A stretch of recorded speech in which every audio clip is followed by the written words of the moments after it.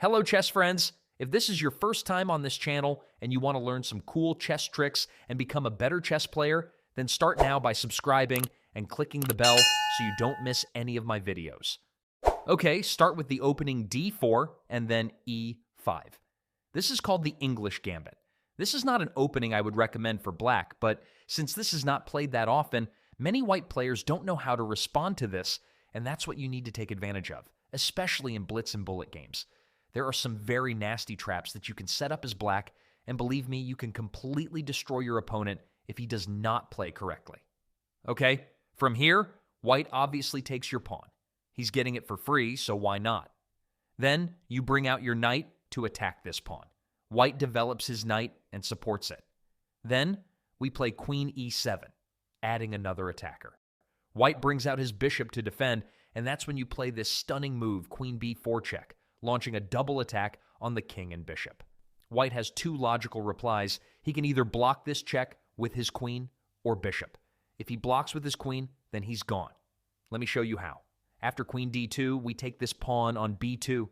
His rook is in trouble, so the only way he can save it is by offering to exchange queens, but to his surprise, we have this beautiful move bishop to b4, and this sweetie is gone. Now, let's go back. In this position, if white blocks this check with his bishop, then again, we will take on b2, and now comes the most tricky part in the game. If white plays this move correctly, then he will have a solid advantage, but if he messes it up, then it's curtains for him. If you think logically, there are two main moves that white can play to save his rook.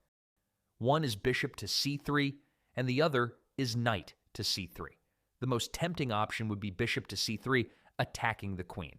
I have personally seen most players moving their bishop, especially in the blitz and bullet format, and that is a big mistake. Let me show you the consequences. After white plays bishop c3, we will play the lethal move, bishop b4. If he takes our bishop, then we can take back with our knight. Now, we are double attacking this pawn and even threatening to fork the king and rook. This looks very unpleasant for white, and there isn't much that he can do from here. He will have to sacrifice his knight, and then it's just a matter of time before he's knocked off. Going back, in this position, if he plays queen to d2, then we can simply take this bishop. He cannot take back with his queen, because then queen to c3 would be a checkmate. So he will have to take with his knight, but then he loses his rook, and even if you analyze this position more or less, this game is over. You should easily win it from here. Going back, now let me show you how white should play this. But wait, are you enjoying this video? If yes, then hit that thumbs up button right now. It really motivates me and helps me in planning the future content on this channel. Okay, let's flip the board. We now know that bishop c3 is a very bad move. The best move for white is knight to c3. There's nothing much black can do from here.